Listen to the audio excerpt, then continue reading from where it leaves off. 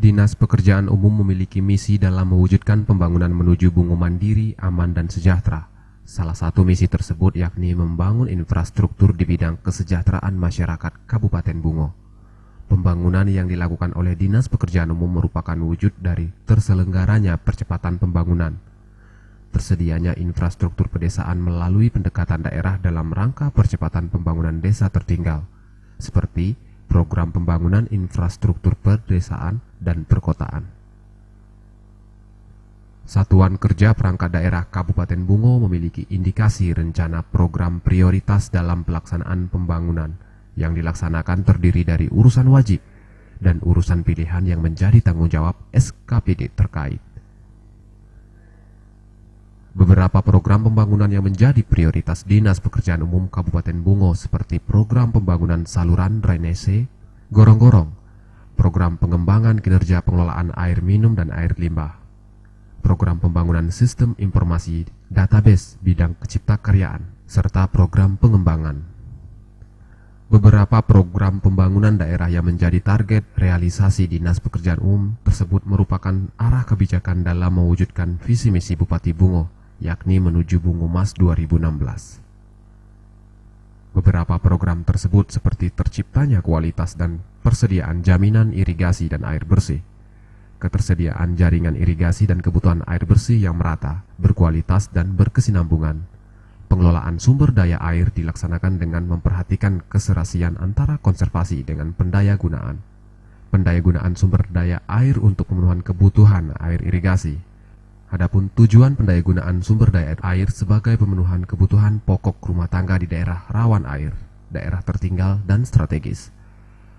Selain itu, beberapa program lainnya yakni program pengembangan dan pengelolaan jaringan irigasi, rawan dan jaringan pengairan lainnya, program pengendalian banjir, serta program pembangunan talut, turap, dan bronjong.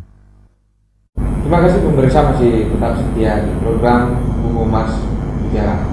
Kali ini kita akan kembali berterus dialog, dan ini kita kedatangan bintang tamu baru. Ada Pak Hasbi Asidik, Kabid Pengairan Dinas PU. Selamat datang. Kemudian ada yang di sebelah kiri ada Pak Indra dari Kabid Bina Marga. Saya ke Pak Hasbi dulu. Pak, Anda di Pengairan, program-program apa khususnya tentang konservasi air, ketersediaan air baku, dan khususnya terlebih khusus lagi tentang ketahanan pangan Kabupaten Bungo yang dijalankan? Terima kasih atas kesempatan yang diberikan. Jadi kami dalam bidang pengairan itu diberi tugas untuk yang pertama itu penyediaan air baku. Ini khususnya untuk irigasi, perikanan, dan perkebunan. Kemudian yang kedua, untuk konservasi ketersediaan air tanah. Jadi ini melalui program pembangunan dan pembuatan embung. Jadi dua kegiatan ini untuk mendukung ketahanan pangan kita. Nah, jadi selama 3 tahun ini kita telah merehab kurang lebih itu 23 daerah irigasi. Terus yang kita pelihara kurang lebih 14 daerah irigasi. Nah, ini muaranya semua untuk ketahanan pangan. Kemudian konsentrasi kita selanjutnya yaitu untuk pembangunan embung. Nah, ini telah kita bangun dalam 3 tahun belakangan ini ada 2 embung. Kemudian yang kita rehab lagi 2 embung. Itu di mana saja, Pak? Yang pertama itu yang pembangunan embung, satu di Desa Marige. Yang kedua di daerah Limbur, SP6 Limbur Bumi Buang. Kemudian yang kita rehab, yang pertama di Kuamang Kuning, unit 14. Kemudian Kuamang Kuning unit 18. Kemudian mengenai kesediaan air baku ke depan, ada beberapa tadi sudah sampaikan ada 23 daerah irigasi, daerah irigasi yang saat ini dapat diperbaiki, dan seberapa besar atau sejauh mana ketersediaan daerah irigasi ini sanggup mengcover semua sawah mungkin milik masyarakat. Jadi daerah irigasi total semua yang kita kewenangan kita daerah kabupaten itu ada 86 daerah irigasi. Jadi itu per tahun kita kurang lebih tadi 23 daerah irigasi yang kita rehab. Kedepannya kita harapkan memang semua daerah irigasi bisa kita rehab dan kita pelihara. Artinya akan ada terus menerus Ya, perbaikan, terus kesinambungan irigasi ini. Kemudian ada rencana penambahan irigasi baru. Untuk sementara saat ini tidak ada daerah irigasi baru.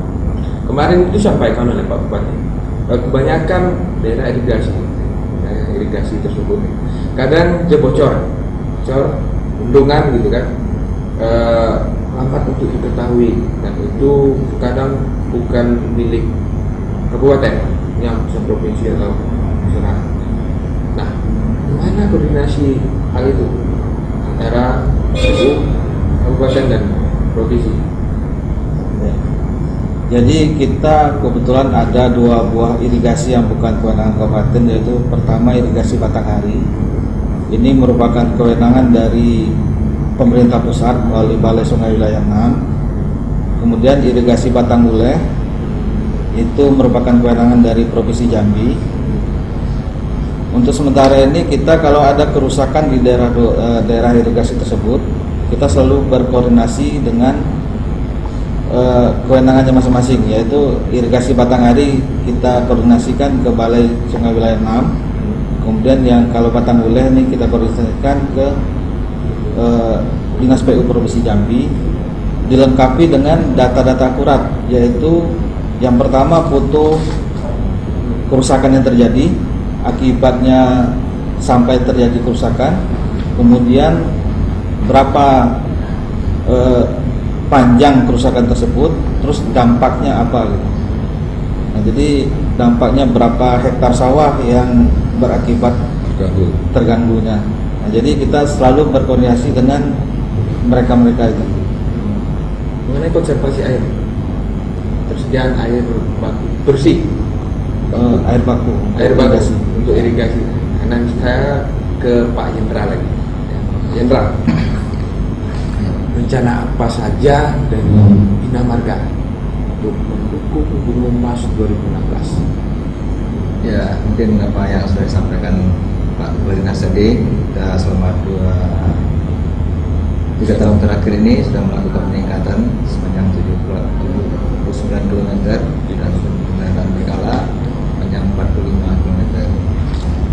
Jadi memang kita fokus rencana ke depan juga seperti itu untuk jalan strategis, yaitu yang menghubungkan Muara Bungo ke Kolam Kuning sampai ke Udas Tebo, Muara Bungo ke Rantau Pandan Borobuan, dan Rantau Ikil ke Aur Gading sampai ke Batas Sumbar sana.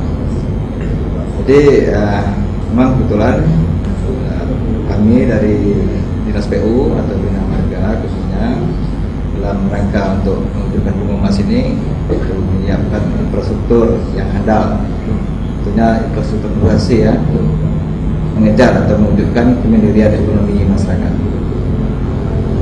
Dan fokus utama ada di jalan penghubung antara jalan perbatasan dan jalan penghubung dari kota ke ibu kota kecamatan. Nah, fokusnya saat ini sudah sejauh mana program ini berjalan?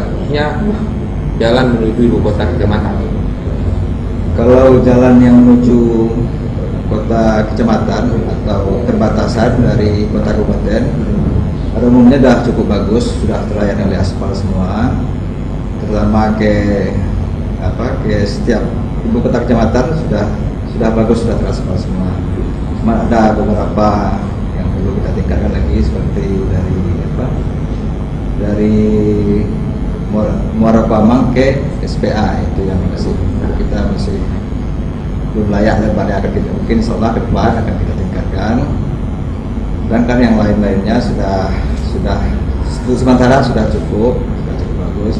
Masuk juga yang berbatasan Sumbar yang dari Aur Gading juga cukup bagus. ada berapa jalan kabupaten yang kita miliki, ada berapa kilometer?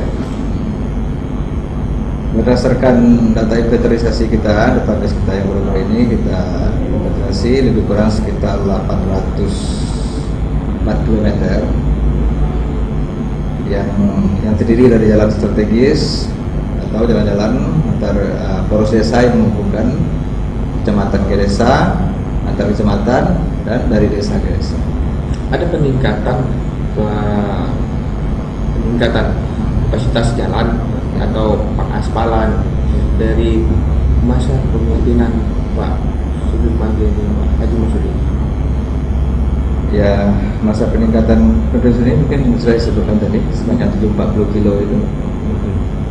Itu khususnya peningkatannya sudah ada penambahan 79 kilo. Iya, peningkatan Pak. Peningkatan. Ya, peningkatan. Nah, kemudian rencana strategis ke depan khususnya untuk wilayah-wilayah terdekat di dalam Kota Muara Bungo. Ya, rencana strategis ke depan mungkin kita masih fokus untuk meningkatkan jalan strategis ini yang terus mungkin nanti untuk meningkatkan jalan-jalan yang menuju ke pusat desa atau yang masih belum layak, seperti ada beberapa desa di Limbur, ke Rasul Besar, ke sebagian di Ratu Pandan nanti untuk mendukung KTM Pak ya, kawasan KTM nanti juga perlu kita tingkatkan jalannya. Oke, di luar jalan strategis itu yang prioritas. Di samping itu nanti juga kita perhatikan ke kawasan-kawasan pusat produksi atau pusat ekonomi. Sebenarnya hal yang paling menyulitkan sulit untuk bukan pembangunan. Apa ada sedikit aja hal yang menjadi kendala kita? Hal kendala mungkin yang pertama kita masih keterbatasan keuangan ya. Jadi dengan uang kita terbatas, kita tidak bisa secara menyeluruh untuk meningkatkan jalan, mungkin bertahap kita lakukan.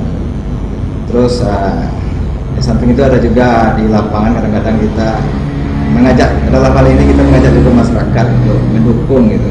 Mungkin dalam hal peningkatan atau pemeliharaan ada tanahnya, rumah yang terkena oleh pelebaran jalan, kami mohon untuk legowo atau kesediaannya untuk berarti besar lah untuk dengan mengganti rugi menyerahkan tanahnya untuk demi kelancaran pembangunan jalan. Artinya kita sangat ingin membangun ya Pak. Jadi memang keterbatasan dana yang kita miliki. Akhirnya bertahap-tahap. Ya oke, tahan dulu. Kita akan bagi pemirsa yang kemana-mana, kita akan kembali lagi lanjutkan perbincangan kita setelah yang satu ini.